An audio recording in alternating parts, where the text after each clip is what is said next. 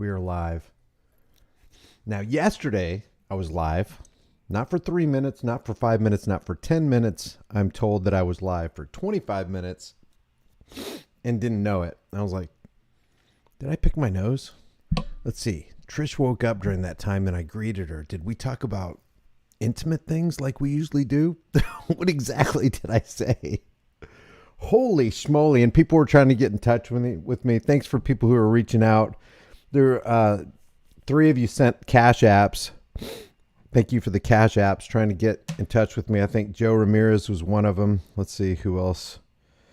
Josh from Accountability for All was trying to call me and I kept hanging up on him because I was trying to get a video done.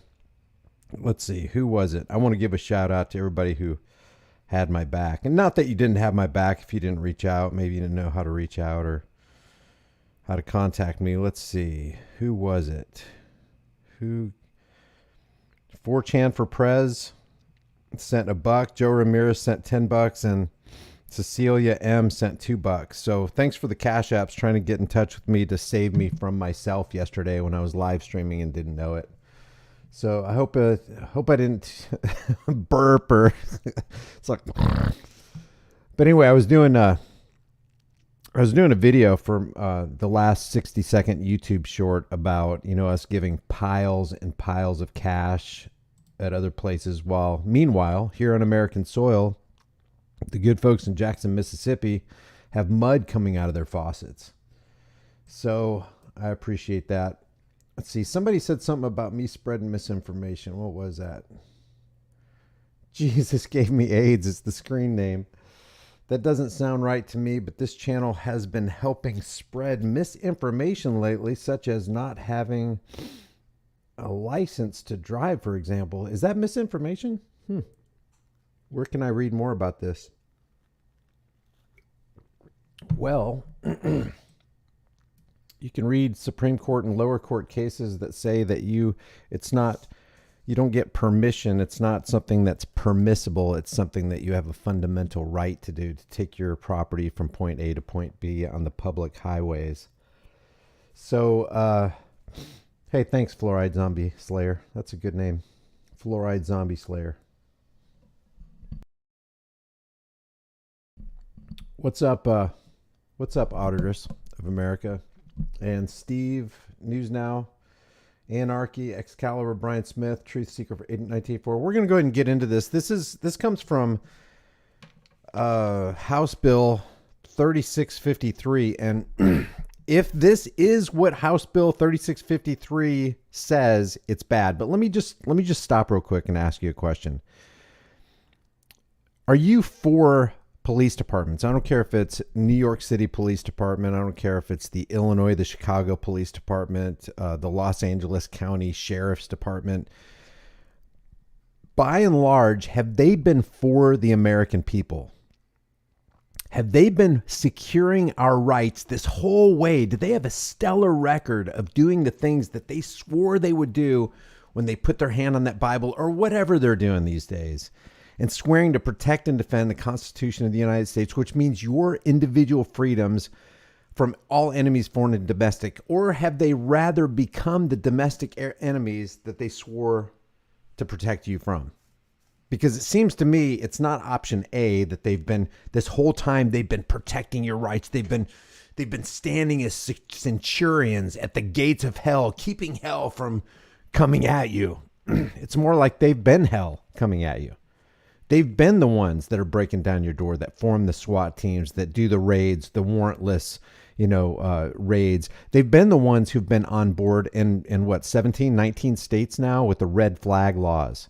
The first of which ended in a guy's death when he was trying to protect his property at 5 o'clock in the morning from the cops. And what do laws do to cops? Do laws typically disempower cops, or do laws empower cops? In my estimation, laws, including this House Resolution 3653, it empowers them. Why? How does a law empower them? Because laws are rules, and rules are for you to follow. If you don't follow them, if you break the rules, you get punished. If they break the rules, there's no repercussions for that. And let me just give you a couple examples, and then we're going to get over this House Resolution 3653 from Illinois that was signed by Governor Pritzker. You know, and again, when I go over this kind of stuff, I just want to look at it from a balanced view. I don't even know everything that's going on with this, because as we're going to see, it's very long. It's arduous going through this thing. It's 764 freaking pages. Why did they make it so long? It's wordy. It's boring. You got to wade through it. You got to figure out what it is. You got to define the terms. You got to look in subsection 1, 2, 3, part A. But the reason it doesn't really matter that they made this law that looks like it's designed to constrain law enforcement and give the citizenry a little bit more freedom, who cares?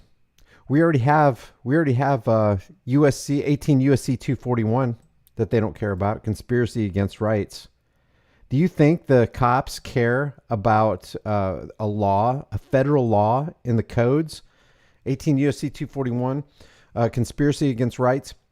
Do you think they care that the prescription for violating that law from anybody? It just says if 2 or more persons conspire to injure, oppress, threaten, intimidate any person in any state, territory, commonwealth, or district in the free exercise or enjoyment of any right, they shall be, jailed or fined or may be sentenced to. Do you think they care about that? Well, their actions show that they don't. Do you think they care about 18 USC 242, deprivation of rights under color of law? I mean, they don't even care if there is a law.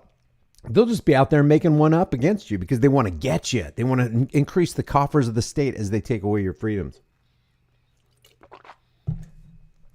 Do you think they care about 42-1983, civil action for deprivation of rights? You can remind them while they're out in the field in the process of violating your rights of 42-1983, 42-1985, 18-241, 18-242, and they don't care. It doesn't stop them at all. You can record them. They don't care. They're going to commit a crime against you because they already have it in their head. And why do they have it in their head? Because they have power. And one thing we know about power is it's corrosive to the human soul. When you have power, you want more power. And it's not enough. And it doesn't matter who gets in the way. Power corrupts, and absolute power corrupts absolutely. That is the problem. If the problem with the world, and we've said this so many times before, if the problem with the world is evil people, the last thing you want to do is give some of those evil people unbridled, unquestioned, absolute power and a monopoly on force and violence and brutality. So we're going to get into this. Let me just show you. This is ridiculously long. I'm just going to look at this. 764 pages of nonsense. Absolute nonsense. Somebody tried to distill it in this, and I couldn't find this kind of stuff. I perused through the bill. Again, this is HB 3653. Here, if you want to look through the bill yourself, here it is. This is from IllinoisGA.gov. This is from their own website. I'm going to drop it in the chat room right now. There it is right there. Feel free to peruse for yourself. But this is a distillation in meme form by somebody, CFCN News, and it says, pertaining to House Resolution 3653, Illinois' non-detainable offenses beginning January 1st, 2023.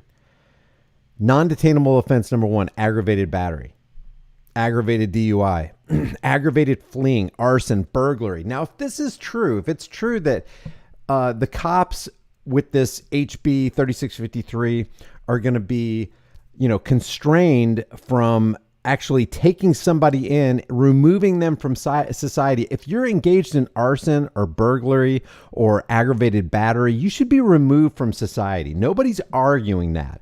Who should do the removing? Maybe we can talk about that. But one of the things that I always look at is if you want to protect yourself from aggravated battery or arson or burglary, that's on you. That's your responsibility. It's nobody else's responsibility. It's not the cop's responsibility. It's not your congressman. It's not your senator. It's not your governor. It's not your next door neighbor. You are responsible for your own safety and your family's own safety. Take that responsibility. The problem with laws in some of these states, like, specifically in California and Los Angeles and Illinois and Chicago and New York, if you're on Times Square or whatever, the problem is these psychopathic parasites like to take away your rights. And then the cops follow the rules of the psychopathic parasites and become the anti-rights enforcers. And then when things go bad, as history dictates they do, the cop just says, well, I have plausible deniability. I can just come up to you and say, hey, that was my job. I didn't make the law. I just enforce them. I can get off scot-free. I was just doing my job. I was just doing what my commanding officer and my politicians told me. Sorry, you don't get a free pass. That's not a good excuse. You still made the choice. You chose to do the wrong thing because somebody told you to. What are you, a little child or something? So if it's true that you can kidnap and commit robbery and second-degree murder and burglary and not be detained, that would be a bad thing. But I did not see that in this bill. Could it be in there? Yes. If it is, this is not good. But there are some things in this bill, and I'm not even saying that I'm for this bill, because like I said at the beginning of this broadcast right here, 18 USC 241, 242, and 42, 1983 pretty much covers all the evil that cops can do. But then they stand behind their qualified immunity. There's Terry v. Ohio, police security and safety, Trump's individual rights with Terry v. Ohio. All that should be stripped from them. But since they have it, it doesn't matter what other laws they write to constrain the cops. They won't be constrained. There are a couple of things in this bill on its face that kind of look like it's good. Now, this bill, HB 3653, now I don't want to belabor this point. I want to try to get out of here as soon as possible. But it's called the SAFE-T Act. Safe Accountability, Fairness, and Equity Act. Now, anytime I see a name on this, a name like this on a bill, it's going to be the opposite of safety. It's going to provide the public with the opposite of what it says it's going to provide it with. And just as a couple of examples I usually give is the Affordable Care Act. It was absolutely extremely unaffordable, and it laid a heavy tax on people who didn't even use, Obamacare or whatever. I mean, we're talking about with the healthcare.gov, the website cost the American tax cattle 1.8, not million, billion dollars for a website. Does that sound affordable to you? Or how about the Patriot Act? When I think of patriotism, I think of, hey, land of the free, home of the brave, man. You can do whatever you want to as long as you're not harming somebody, threatening to harm somebody, stealing their stuff, damaging their property, and not paying for it. When I think of patriot, I think of freedom. Well, the Patriot Act in 2001, after, oh, by the way, today's the anniversary of what? So happy, don't question the government. The official story is 100% right day. That's what day it is today. So happy, don't question the official story day. But after that day in 2001, only 42 days later, they already created the Patriot Act, which brought in the surveillance state, which brought in, you can't get to your gate in the airport now, and almost every airport in the nation, without going through the blue shirts, which formerly were the brown shirts of the TSA. The Department of Homeland Security came online in 2001 with the Patriot Act. The NSA, the spying program, was emboldened and empowered and funded. So was that patriotic? Well, it seems like the opposite of patriotism to me. So when I see a safety, it's not about your safety.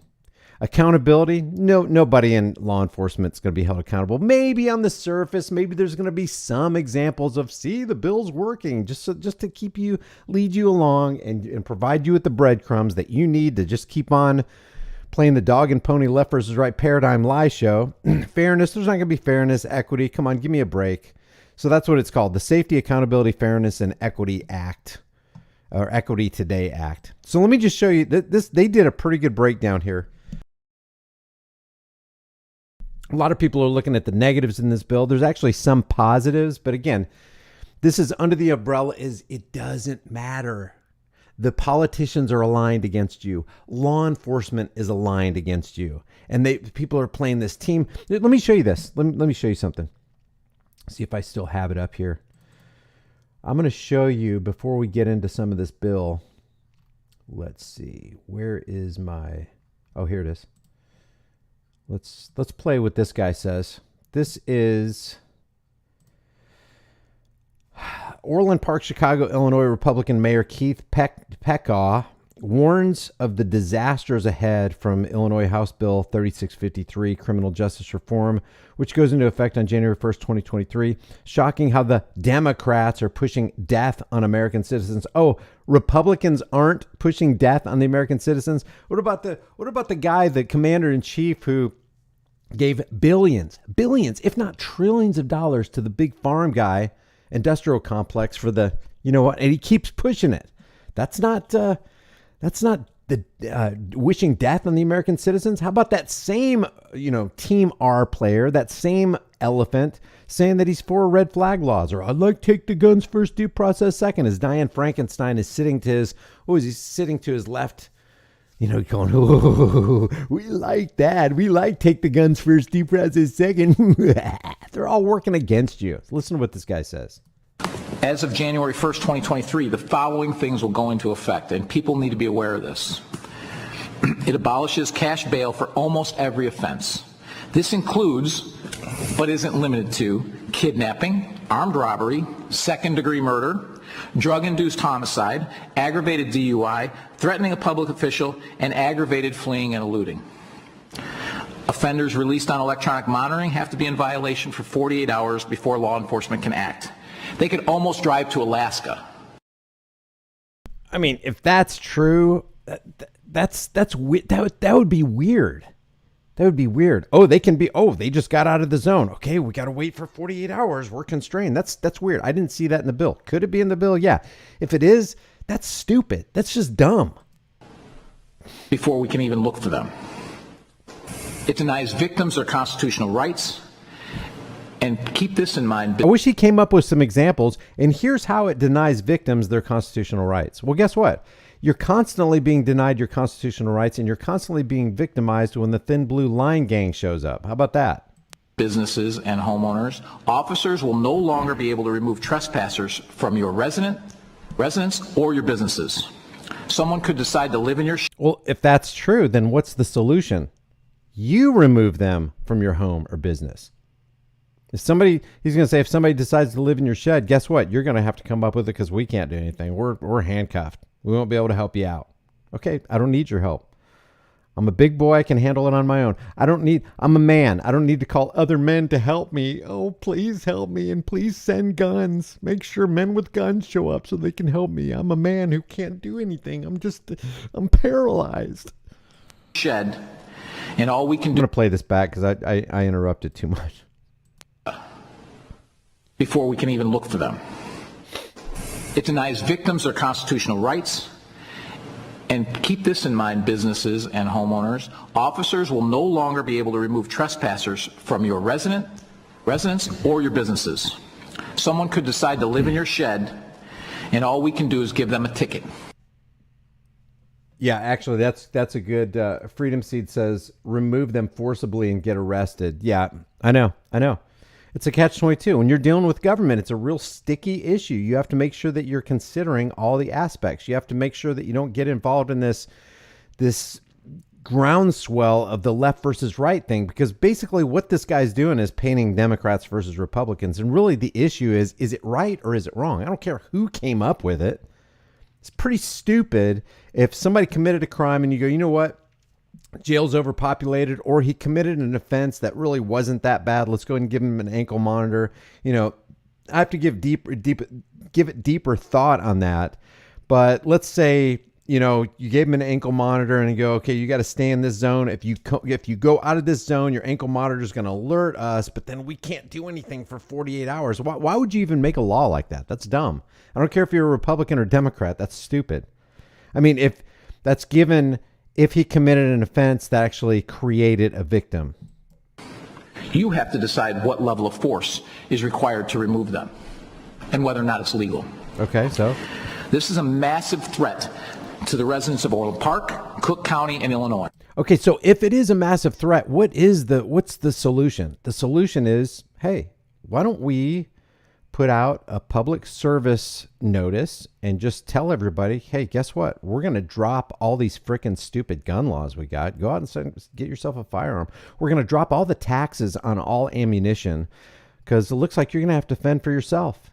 But no, they want to stay in the position of savior. I don't care if it's Republican or Democrat. They want you to think that you need them.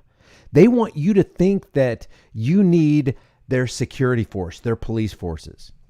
They want the vast majority of us to think, hey, let's just lay down our arms. Why do we need firearms? We have the police department. That's the stupidest thought in the world. So getting back to this right here.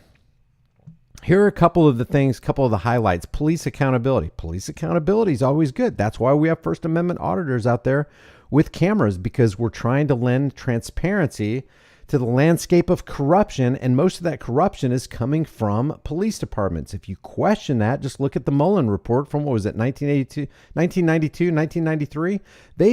This guy was commissioned to see if he could find any corruption. Was there any corruption at all in the in police departments? And his bottom line conclusion was, well, there's this other commission, and it was pretty bad back then, what they revealed. Now what I've revealed is light years beyond that in terms of corruption. He unearthed so much corruption, it's like you wonder if the reason the police department exists was just to be corrupt. And we're not just talking about getting with drug dealers during drug busts and pocketing a little bit of cocaine. We're talking about up to and including murdering people for money and for drugs. Requires reporting on deaths in police custody. That doesn't seem too bad to me. Requires police to provide a predicate offense for resisting arrest. Okay, yeah, it's like, okay, tell the court officer why you put that person in jail for resisting arrest. Or tell us why you said it was obstruction of justice when that cameraman was literally 20 feet away from you using a zoom lens as you pulled that person over, because they wanted to make sure that road piracy wasn't at work here. That is a reason for why an arrest was occurring in the first place. Expands police training on use of force and crisis intervention, as well as first aid training. That seems like like if you're going to have a police force, you want them to be trained to de-escalate. You want them to be able to look at a crisis and go, okay, how can I get involved in this and chill things down instead of me arriving with all my fellow bandits and making things worse? That sounds like a good idea. Requires statewide standards and services for officers to receive regular mental health screening. See, one of the reasons I'm against all this kind of stuff is because it requires money, money, money. And where's that money going to come from? Where they're going to reach deeper into your pockets. It's like, hey, we made a law. Great. What's it going to do? It's going to make society better. Okay, good. I'm for making society better. What's that going to cost me? Oh, don't worry about it. We'll just put it on your tab. Even good things require that the government steals more money from you to bring those good things into being. That's still theft. It's like, oh, my next door neighbor has a little boy. His name's Johnny, and Johnny, lost the use of his legs, and now he's paralyzed from the waist down. And the neighbor, and it's like, oh man, I feel sorry for little Johnny. But you're sleeping at night, and you hear a crash, in the front of your house. Somebody just broke down your door, and now they've got a mask on and they've got a gun. And they're like, give me some money. Okay. Here's some money. What's this all about? I got to give my little son crutches. I got to buy him a wheelchair, and I don't have the money, but I knew that you had money. So I'm going to steal your money and do something good with it. Is it good that this guy wants to provide a wheelchair and crutches for his little son, Johnny, who's paralyzed from the waist down? Yes, that's a good thing to provide that service to Johnny. What's not good is that you just stole from your neighbor to do it. It's still theft, guys. Is it good that we need police accountability? Yeah. How are you going to bring police accountability about? Oh, we're going to steal a whole bunch of money from you to make sure that we can enact this law. Well, that's criminal activity. So basically, you want to do something good by committing a crime to do it. And then they go, well, the ends justifies the means, right? The means is the theft. The ends is we're going to make society better. Yay, society's better. And then everybody applauds the theft like, okay, well, wow, I guess that's okay. No, it's not. It's not okay. That's why I'm against all this stuff. Even if it's good, it's funded by evil actions from evil people who don't mind doing evil because they justify their evil by saying we're going to do something good as we do something evil, but they don't admit that stealing from you is evil. It's all convoluted. Requires police departments to participate in the FBI's use of force database and strengthens the requirements for the use of deadly force. This first part doesn't sound good. Strengthens the requirements for the use of deadly force. In other words, if you want to use deadly force, you got to go through all these hurdles and it truly has to be justified. That seems like a good thing to me. Prohibits chokeholds by police officers. I mean, use a chokehold if you need it, but a lot of times you don't need it. So that sounds like kind of a good thing. Imposes upon police a duty to intervene in the excessive use of force by another officer and to render aid when necessary. That sounds perfectly logical to me. If a cop's getting out of hand, and this is why we always say there's no good cops out there, because it's like, oh, it's just that one bad apple. It's like, no, it wasn't that one bad apple that choked out Eric Garner. It wasn't that one bad apple that shot Daniel Shaver in that hallway of the La Quinta Inn. It wasn't just Philip Brailsford, who, by the way, got acquitted. It was all of his fellow law enforcement officers who were standing around that didn't prevent the crime from happening, didn't restrain the cop. So all those guys were bad apples. It wasn't just the one guy who committed the evil act. It was all the other guys who could have prevented the evil act. That makes them, just as bad. So this isn't bad. Having a cop intervene on the excessive use of force by another officer and to render aid when necessary, enhance whistleblower protections, that's not a bad thing. Extends all restrictions of the use of deadly force that apply to law enforcement officers to bounty hunters as well. Bans the use of certain military equipment and provides guidance on the use of crowd control measures. Bans certain military. What do you mean? What do you mean we can't have our MRAP? What do you mean we can't have our 50 caliber machine guns and blow holes in Aunt Sadie's house? What do you mean we can't have that? What do you mean we can't have all this highfalutin SWAT tactical gear? Have you ever noticed they changed from peace officers to police officers to law enforcement, and they changed from the good old days where you saw Barney and Andy wouldn't even let Barney have a bullet in the chamber. It always had to be one bullet in his pocket. And then we went from that to a militarized police force like we're in the sandbox of Afghanistan or something. Requires the maintenance of police misconduct records and requires the use of special prosecutors and officer-involved deaths, expands officer misconduct database, removes police discipline from collective bargaining process, requires the use of body cams statewide by 2025. Wearing body cams is a good thing, but you know what? Even that does not stop the cops from committing crimes. I mean, their dash cams running, front facing, rear facing. They got body cams on them. They know there's cameras all around, and they still commit their crimes because they can't stop. And why can't they stop? Because that power that we talked about at the beginning of the video that corrupts, it blinds your mind from doing rational, logical, human, compassionate things. And it turns you into a madman and a menace to society. And they don't care if the cameras are running. That's not going to offer any kind of barrier protection for society. Removes the requirement for sworn affidavits for police misconduct complaints. Okay, so it makes it easier for you to complain against a cop. But then what do your complaints actually do? I'm turning this in right now. I'm turning that in at the police station. We need to complain against Sergeant Wilson, who strangled my grandmother to death. Oh, okay, Sergeant Wilson. Yeah, he's the guy that got the award for the best the best officer in the county last week. We'll be sure to file this in the old round file there. Now, am I saying that sometimes these things don't go to court and people win? No, of course. And Sometimes it works out for the benefit of the individual who they call the citizen, the individual who's non-law enforcement, to actually lodge a complaint and then go to court. And then sometimes they win. A lot of times it's a kangaroo court, though, because the system is basically rigged against us. Sometimes it's almost like it's almost like in a casino. If you went to a casino and you heard nobody ever wins in the casino, I mean, like not even $1. You don't get anything out of the machines. When you're at the blackjack tables, everybody knows they're rigged, and everybody knows that every time you walk in there, 100% of the time you're going to lose. Casinos don't operate like that. They got to give a little. They got to give you some breadcrumbs and make you think that you're actually going to strike it rich this time. That's how it works. That's the psychology. You're never going to hear of a casino that never pays out.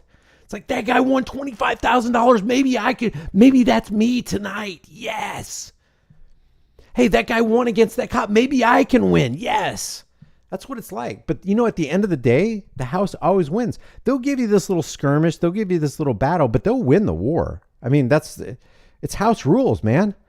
It's house rules. And one of the first rules of the house is they don't have to follow the rules, but you do. And that's why you get wins. That's why you get them. It's all rigged, man.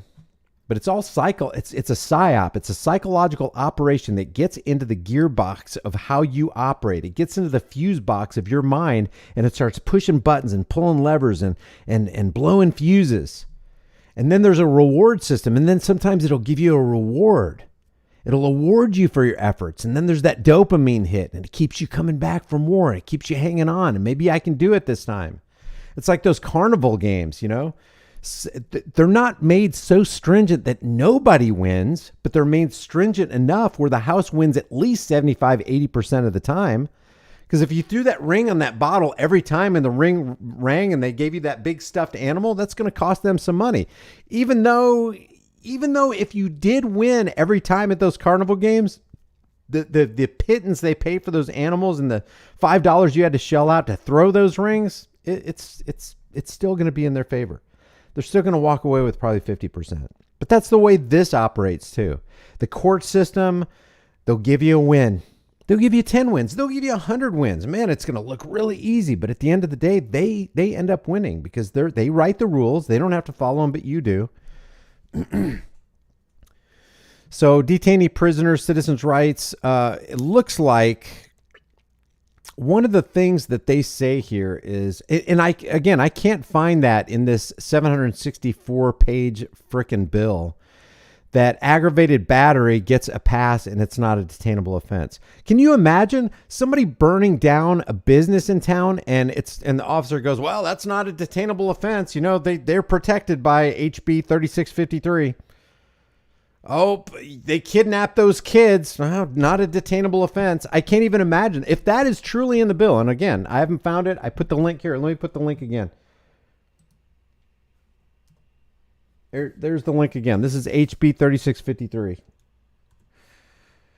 Joe Amira says, where I live, cops start at $85,000 and most make over $150,000 a year with overtime. Amazing. That's not even counting benefits. They probably get really good benefits too.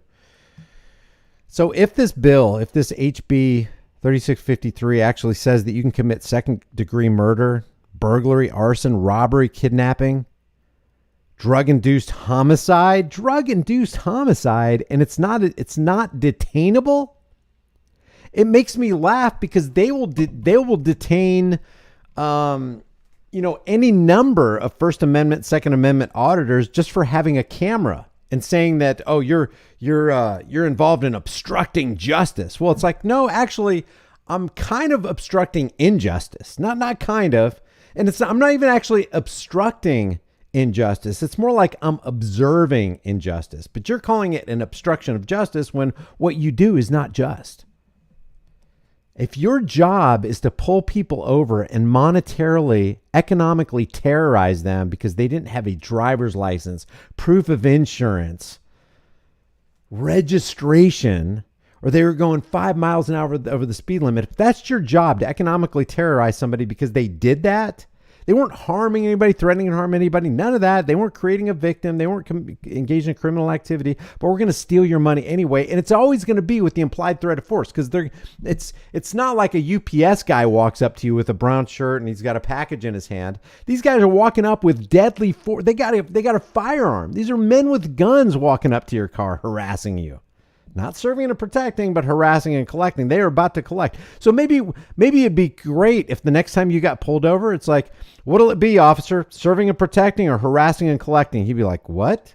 Yeah, are you here to harass and collect from me? Or did you pull me over because you're, maybe maybe I'm dragging something under my car and it's causing sparks and you care about my well-being and you don't want me to blow up. Is that what it is? Or are you here to harass me and then issue me a citation where I can be economically dinged so that I can't put that $150 that would have gone toward putting food on my kid's table is now going to go into the coffers of the state? Is that what, what's going on here? Did you swear an oath to protect and defend? Don't I have a right to free travel? Are you going to ask me if I have any firearms in the car, as though that mattered because you swore that you would protect, right to keep and bear arms shall not be infringed? So this thing is long, and what I'll do is here's a little subsection for military equipment. It bans the purchase and use of certain military equipment by law enforcement, specifically tracked armored vehicles. Yeah, I don't think they need that in Tahlequah, Oklahoma. I don't want to see a MRAP rolling down the road or coming into my neighborhood, with little like a machine gun pointed at my house. Weaponized aircraft, vessels, or vehicles. I'm for them not having that. If this bill actually has that in it, okay, great. That's great. Firearms and ammunition of 50 caliber or higher. I don't think we need a grenade launcher in Chirac, although that's why it is Chirac, partially because they have, I don't even know if they have grenade launchers. I don't know. Bayonets. Can you imagine? Just these troops coming at you with bayonets, grenade launchers, MRAPs, 50 caliber weapons, tracked armored vehicles, weaponized aircraft and vessels. We're coming to your door. We're coming to your door.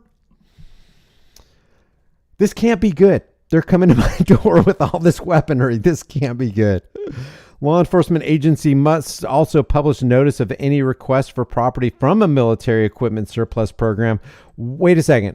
I thought they couldn't. I guess there's other military surplus they can get that's not in concert with tracked armored vehicles, weaponized aircraft, firearms, and ammunition over 50 calibers, grenade launchers, and bayonets. I guess there's other military equipment that would be a little bit less imposing. They have court reforms, police licensure, saying that these cops can't be, involved in, criminal sexual abuse, indecent solicit, any of this kind of stuff. So am I to assume that they can currently be involved in that right there and still be cops in the state of Illinois? Why would they put this? Are they actually saying that there are cops on the force that were involved in criminal disabuse right here, or solicitation of a little person? Or aggravated assault? Are they saying that, man, I can only assume if this is kind of a reform bill, that they're actually telling the public that there are currently people on the force that were involved in this. They have this in their background. That's kind of weird. Delivery of cannabis on school grounds. There's some of this stuff that's not even criminal activity. Profits from prostitution. Okay, so let's see. What is prostitution? That's two consenting adults agreeing on a particular transaction with a verbal contract. It's amazing what the government's going to get in the way of. So there's court reforms, prohibitions of military equipment in law enforcement departments, detainee prisoner citizens' rights. I think one of those is they're dropping the excessive bail, or they're dropping the monetary fee to get somebody out of prison. Let's see. Several measures in HB 3653 are aimed at reforming detainee and prisoners' rights and to ensure Illinois criminal justice system is fair for everyone. increases services and programming for pregnant prisoners, adds new detainee rights when in police custody, including the right to make 3 free phone calls, the ability to receive or retrieve phone numbers contained on their cell phones, requires conspicuous notice of these rights in police stations and booking rooms, prohibits people with less than 4 months on their sentence from being imprisoned, and allows them to be diverted to electronic monitoring or other DOC facility or program. Okay, so prohibits people with less than 4 months on their sentence from being imprisoned. Ends prison gerrymandering, makes changes to streamline the criminal victims compensation process, promotes the use of co-sponsor models, codifies that the use of force by police as punishment or retaliation is prohibited, creates new requirements in the event police execute no-knock warrants. Police accountability. I would say reporting deaths in police custody is an important thing. So I'll leave all the links in the description and in the pinned comment when this video gets done rendering. Here's the link that I just read from. And of course you have the link to the actual 764 page bill, but I don't see, like, there's some good stuff and there's some bad stuff, but let me reiterate, even if it's good stuff, that necessitates stealing a whole bunch of money from the people of Illinois so that they can enact these laws, because that's what a law is. What is a law? It's the opinions of politicians backed by the threat of force, supported by funding that comes from taxation, which is theft. So let me get in the, oh, don't forget to hit the like button, guys.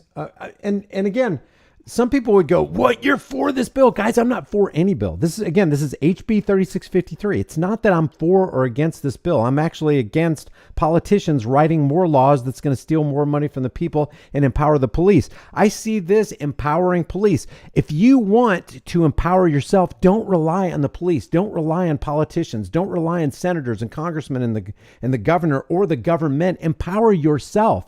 The problem with them, the problem with empowering yourself is if you live in an area where empowering yourself is against the law, then we got some issues, because now you've become an enemy of the state, because you know what? They will consider you a criminal for exercising your rights. Look how many First Amendment auditors have been thrown in jail just because they're exercising their freedom of the press.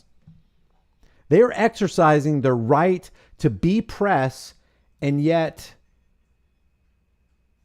they're treated like criminals by law enforcement and by politicians. It's literally, utterly criminal. So thanks for being in here, guys. Don't forget to hit the like button. Let's see if we can get up to 400 likes before we end this video. Share this video with everybody you know if you think it's valuable for people to take a look at. And, let's just keep on fighting for freedom. I want to be free. But freedom always has a price tag, and it is eternal vigilance. And indifference to this notion, like Jefferson said, is the means by which the people have and will secure their own oppression. I'll see you guys in the next live stream.